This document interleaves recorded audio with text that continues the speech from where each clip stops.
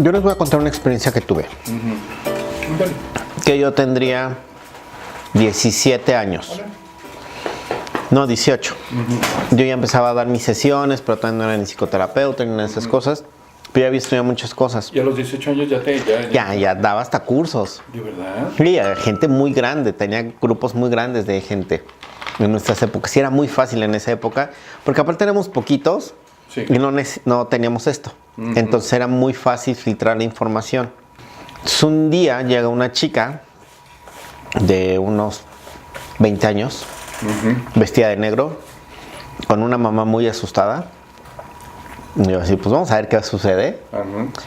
3 minutos después ya la chica hablaba en lengua, se retorcía en la mesa que teníamos ahí para acostarlos. Y yo así de, ¿qué hago? ¿Corro o me quedo acá? Pues O sea, eso fue como tu vertiente, ¿no? Ajá. O estoy para esto o la neta mejor me voy. O me pongo a estudiar otras cosas. Entonces, bueno, yo estaba empezando la carrera en ese momento. Y De muy, medicina. y muy a la par empezaba a estudiar como mis diplomados de psicoterapia. Después hice las maestrías. Pero también me fui a estudiar este mundo de la angelología y la demonología en la teología.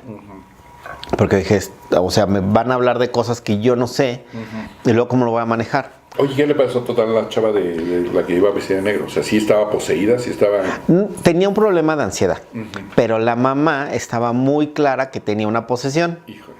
Y yo, a ver, no, espérate, dame datos, necesito que le hagamos estudios y de ahí vamos a partir. Si tiene un problema neurológico, no es ninguna posesión, es un problema neurológico. Si es ansiedad, también se tiene que tratar la ansiedad. Sí. Pero yo todavía no conocía mucho la medicina.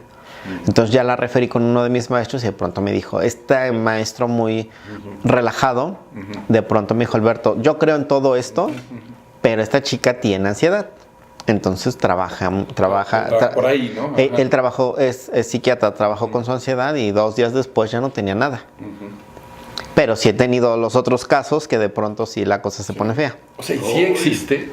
Hay una judía que vive en la Narvarte. De pronto me dijo, Alberto, este curso, o sea, éramos como 15 gentes, no era un curso grande porque aparte lo dio en su casa. Sí. Este curso es para hablar de demonios y de ángeles. Y la siguiente sesión vamos a ir a ver a una persona que tiene una posesión y ahí claro que no. Sí, de pronto ese primer módulo fue hablar mucho de todos los demonios que se conocían, los nombres y demás y lo que hacían. Y la otra parte luminosa. Y a la siguiente semana, yo me acuerdo que era un sábado, de pronto sí nos citó en un lugar por Naucalpan, en las orillas de Naucalpan, pero ya nos había explicado cómo era como las características de una persona con una posesión. Entonces llegamos a la casa y nos iba explicando, a ver, ya viste, huele a esto, hay humedad, hay insectos, ahora espérate que entremos a la recámara. Bueno, éramos 15. Esos 15 entramos a la recámara y a una casa bonita, había humedad, había insectos, olía horrible. La recámara parecía que tenía como 100 años, la casa no tenía tanto tiempo de construida, pero la recámara parecía que sí. Era un señor como de 45 años, 46, acostado en la cama, con una cara muy descompuesta. ¿Un señor? Era un señor. Y de pronto me dijo, a ver, aquí no vamos a utilizar ni rosarios ni agua bendita. Dice, aparte, yo no sé cómo se usa eso. ¿Qué dijo eso? La señora, la señora judía ella se llama Zohar.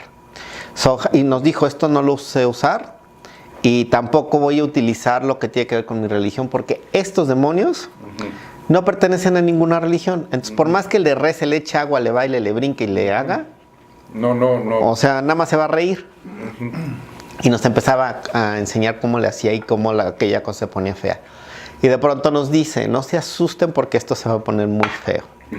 Muy feo. Yo dije, ay, Emily Rose acá. Qué miedo. Entonces el señor estaba acostado en la cama y de pronto vimos, y yo también me acuerdo y es como si no lo hubiéramos visto ahí, ¿no? Como si fuera una película. Así es. Vimos que el señor se pone como en esa escena donde en el exorcismo de Emily se pone como si fuera una araña, así se voltea el señor, y de pronto vimos como que quería subir la pared, porque su cama daba a la pared, y de pronto así de, pues es otra cosa, ¿no? Está ansioso, tiene un problema neurológico, es que es esquizofrénico. Eso lo comentamos en los que estamos alrededor. Terminamos de comentar eso y pues ya Sohar estaba, pues sí se estresa uno cuando ve una de esas cosas, aún ella ya con mucha experiencia en eso, y vimos cómo el señor empieza a subir por la pared. No. Entonces así de, esto no es cierto. Y veíamos cómo subía por la pared. ¿De verdad? Te lo juro, por quien quieras te lo juro. Y fue así de, es que entonces como esto platica Alberto, ¿eh? sí es una posesión. Y nos hablaba de cosas y decía, de esa cosa que estaba ahí adentro nos hablaba a cada uno de nosotros y nos exponía las cosas más complicadas que teníamos nosotros.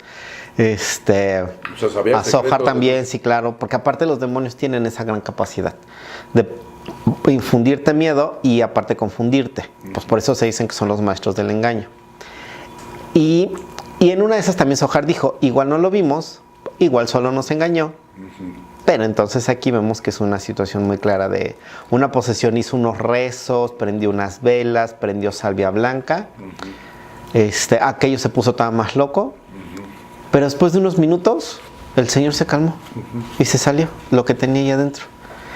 Y le dio seguimiento y nos iba diciendo que el señor seguía muy bien. Y es como puedes ver que sí existen y sí te puede sorprender. Me acuerdo que hace muchos años yo era amigo del padre Manuel Ignacio Pérez Alonso, el primer rector de la Ibero. Muy amigo de Juan Pablo II, pues estudiaron juntos en Georgetown. Ellos dos, amigos del que hizo el exorcismo de Emily. Me acuerdo que, no sé a qué fuimos a Chicago, nos los presentan al sacerdote antes de que se muriera. Esto ya tiene muchos años. Y nos cuenta cómo fue la verdadera O sea, experiencia. sí, de veras, Sí, y él dice, aparte a él lo demandó el Estado, tuvo situaciones muy complicadas legales porque él siempre sostuvo que sí era un exorcismo. La iglesia lo sostuvo mucho tiempo, el Vaticano dijo que sí era una posesión. Y nos mostraba imágenes que no han salido en los medios. Sí. Y sí te das cuenta que esa chica estaba muy enferma de muchas cosas. Y él decía que era como un aeropuerto, que entraban y salían los demonios de ella. Hasta que al final se murió. Ay. Nunca le quitaron nada. Nunca le pudimos. O sea, eran tantos que pasaban con ella. Tenía uno muy poderoso, no recuerdo el nombre porque es como conocido. Y había muchos chiquitos que entraban y salían de ella. Pero había uno muy poderoso. Porque aparte ellos te dan nombres. Sí. Por ejemplo, hay un demonio que se llama Batibat, que es gordo, feo. Se dice que mata quitándote la respiración porque se sienta encima de ti. Y a mucha gente mató así. Otros demonios que desde la antigüedad se conocen, por ejemplo, el arcángel Rafael hizo la primera aparición cuando Tobías iba a casarse con una persona, con una mujer, pero esta mujer tenía un antecedente que durante 7 veces se casó, pero nunca terminó como de casarse bien, porque en la noche de bodas un demonio mataba a sus esposos.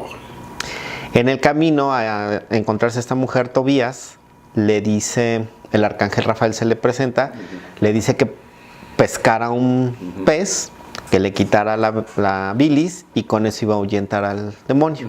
Los demonios no los podemos matar, solo los podemos quitar. Y fue como logró casarse con ella. Pero con esta misma bilis fue que le quita la ceguera a su papá, al papá de Tobías. Pero desde ahí ya los demonios se conocían y tenían nombre. También tiene nombre ese demonio, pero no me acuerdo cuáles son, muchos. Pues sí, que han existido.